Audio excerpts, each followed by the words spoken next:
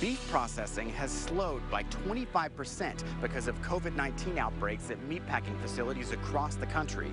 Among them, plants in the Texas Panhandle. The federal government sent a strike force to Moore County outside Amarillo to contain the spread of the virus. The county has close to 500 positive cases. Nearby counties have also seen a surge in cases. Many have been linked to meatpacking plants. Some members of Congress joined a teletown hall with the League of United Latin American Citizens to call for more protection for all workers in meatpacking plants. One Texas congressman called for more protective equipment.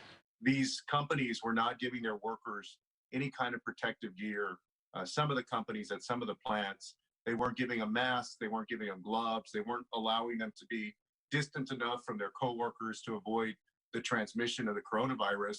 Processing plants have worked to ramp up sanitation and safety precautions. That includes providing masks and placing plexiglass dividers in some work areas. The COVID-19 outbreak has slowed down meat production, and as a result, grocery chains have raised the prices of meat and have even limited how much customers can buy. Our Maggie Glenn looks at how long it could take to get up to speed and what it could cost you in the long run. They'll order bratwurst and buns, and they'll get just the buns. Well, that's not really dinner. That doesn't work. Heidi Golub orders groceries online for her family of 7. She says getting what she needs has become more of a process. I'm forced to plan meals for 2 weeks in advance because I need to know that I'm going to have what I need. You're going to see some shortage of certain meat cuts. I don't think you won't be able to get any meat. I think you can, but you may not get the certain cuts you want. The Texas Department of Agriculture says the recent limitations and price hikes on meat are not because of the supply. What we have is a labeling, processing, and distribution problem. All three of those are wreaking havoc with our meat supply. Some of those processing facilities started to have some infection rates in their population and their workforce.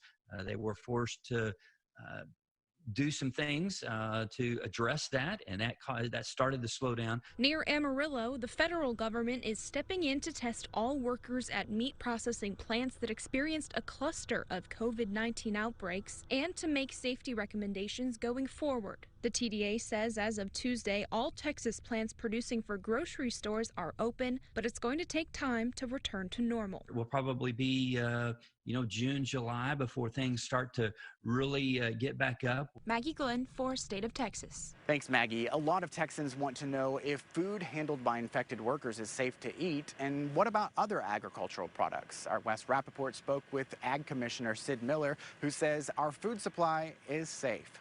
They're going to be USDA inspected, absolutely safe. All of the vegetables are fully inspected, either by us or by the USDA.